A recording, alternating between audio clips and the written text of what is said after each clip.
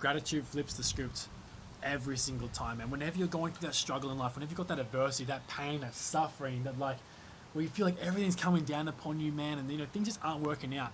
If you can just sit in that time and be like, thank you, God. I know there's something that you're allowing me to go through that's going to build my resilience, build my perseverance, build my character, build my strength.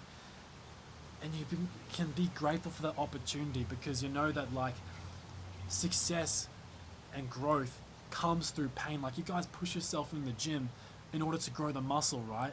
You push yourself, past those limits in your relationship when you want to, when you want to break, when things are difficult, but you like, you bite your tongue and you find a better communication skill, or maybe it's in your business when like, you need to stay back a couple extra hours to make sure the job's done the right way the first time rather than like, the what if and allowing your customers to work out the flaws in your system for you. No, it's like you try and do everything to the best of your ability, even when it sucks, even when it's tough, even when it's hard, because you know that at the other side of that stuff is going to be a much greater reward. You're not taking the easy way, guys. You're looking for the right way to do things.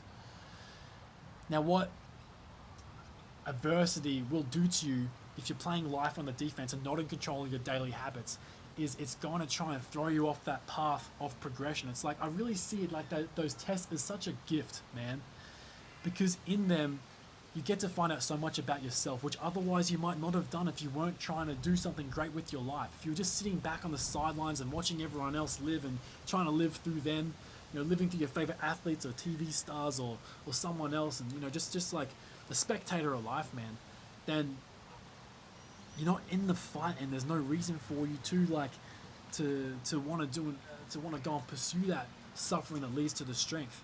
And so when you've got that trained ability of not trying to challenge yourself or push yourself because you're afraid to for maybe a variety of reasons, but I really feel like maybe you're afraid to try because you don't want to fail.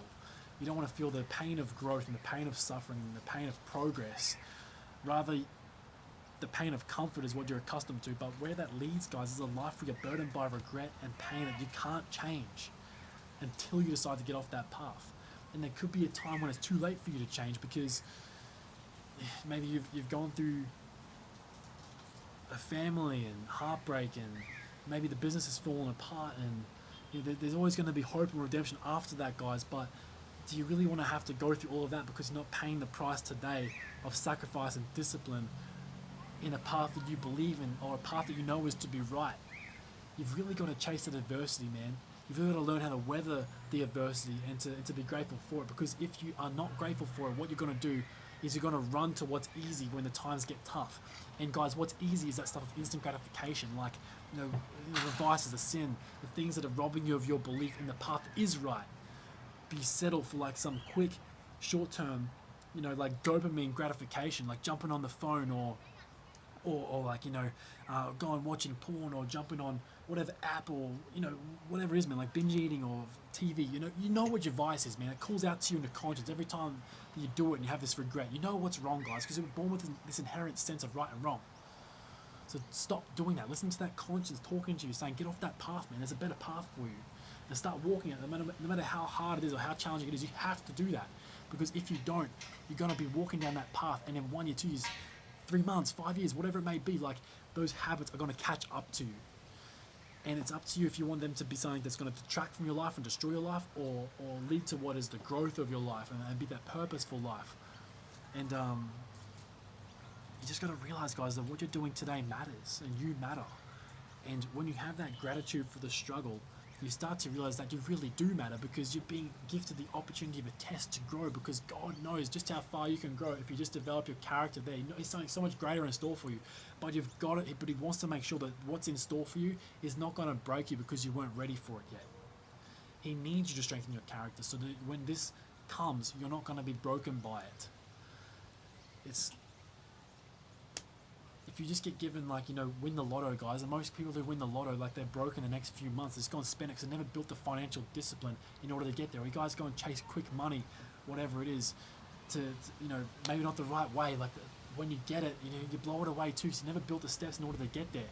Or people that take shortcuts in the gym, trying to do like a 6-week transformation or 12-week transformation, but they haven't, they're just crashing stuff. They're not learning like the daily skills of of being on point and tracking the macros and tracking the training and doing the rest and recovery. They're just trying to crash these diets, man, not realizing it's a lifelong transformation and a sustainability.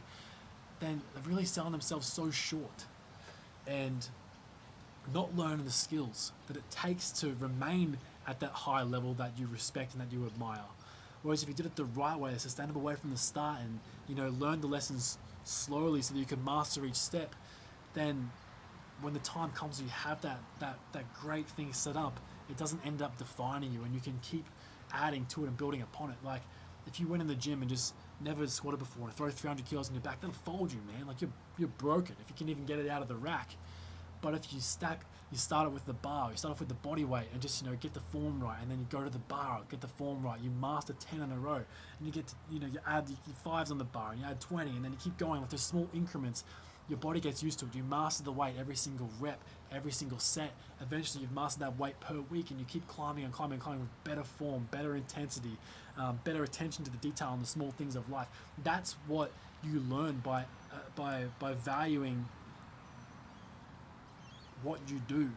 And it's a trainability you can get by the repetitions in the gym, in the weights, repetition in the diet, the repetition in the daily habits that are positive for you, and it all starts with a desire of why you want to be more.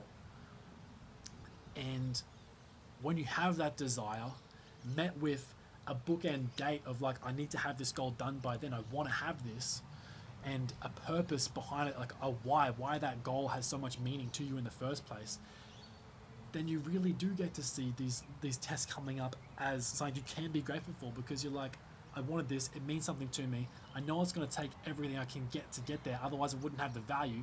Therefore I know I'm going to have opposition to it because it is worthy, it is valuable, but I know that the reason why I don't have it right now is because my character is not strong enough to withstand it and hold it. So the distance in between those things is called the refinement of myself, the purification process. Changing something about me in order to get the changed version of me. But once you make that decision that you guys want to change and get this, you're already that guy. The habits and the repetitions just waiting to catch up to get there. But mentally, spiritually, physically, you are there. You just haven't seen it yet. But if you can envision it and believe in it it's only a matter of time until it catches up, guys. So believe in that purpose you've been given. Believe in that journey. Believe in that why. Have that attitude of gratitude. And your life is just going to be one that you can inspire and motivate not just yourself, but everyone else around you by. And that's called leaving a legacy, man. Like, don't you want to live that life where you're not burdened by regret anymore? When you can look in the mirror and be full of pride, like the good pride of confidence, not the pride that separates you from God, but the pride knowing that it's a job well done. That you did what you said you were going to do. That you were going to hold your word to something and see it all the way through. You know how good it feels to live like that, man? When you're like, I'm going to get up at this time every single day and I'm sticking to it. Or I'm going to train, I'm going to transform, I'm going to get from 10% body fat to 6% body fat. Or I'm going to go from 89 kilos to 95 kilos and it's all going to be majority of muscle. I'm going to add, an inch or two to my arms or whatever it may be. Or you have a goal to get out of debt by this point, or to save up this money for this holiday, or to put your kids through this school, or whatever it is, guys. And you believe in it, you sow the seeds into it, you do daily repetitions, you partner with God and you're faithful, you believe for it, you pray for it, you might fail but you get back up. The perseverance built through that struggle, having the opposition come but believing in it and not quitting, persevering, man, always believing. When you get that goal, you're like, damn, it wasn't even just about the goal, it was like a massive tick to get it and a wonderful achievement that should be celebrated. But the biggest achievement was knowing that you weren't going to quit along that path. That's the best thing you get when you make a decision to change for the better and you stick to it and you value the daily steps, you value the daily habits, is it builds this belief that no matter what you say you're going to do, you do it. No matter how many times you fall, you know you're going to get back up until it goes your way. And that's something that you cannot buy. It must be earned. But once you taste that, guys, by showing up one time, pushing past failure in the gym, doing more than you didn't think you could do, it gives birth to that belief that never goes out. Once you've tasted it, it lasts forever. You don't know how to live without it. You wonder why you couldn't live like this before, man. And it wasn't living before, bro. It wasn't living before. You're going through life stagnant, tired, lethargic, weak, hating on yourself, hating on life, hating on the job that you're stuck in, that you chose to be in. But when you make that decision to be more, and you chase the adversity, you chase the pressure, you chase the tests, well, life gets not gifted to you, but you get the opportunities that you can harness if you decide to dedicate yourself to it. So if you can dedicate yourself to that personal development, to that personal character growth, that's creates the man who's worthy of his goals, worthy of getting them and then keeping them and building upon them, then that's yours for the taking, man. So that attitude of gratitude changes the worst of situations, man. Like whether you're living at home with your parents at an older age, or whether you're going through a financial struggle, maybe you're like balls deep in debt, or maybe you've got a heartbreak, or maybe you've got some type of injury, or maybe you're just like living in a really crappy situation. If you believe in something, guys, and you have a deep why of why you must change it, then you can do it. So you've got to get out of your own way with these habits, these negative habits, these bad vices, these sins that are holding you back from that. Repent of them, turn to Christ, get deliverance from them.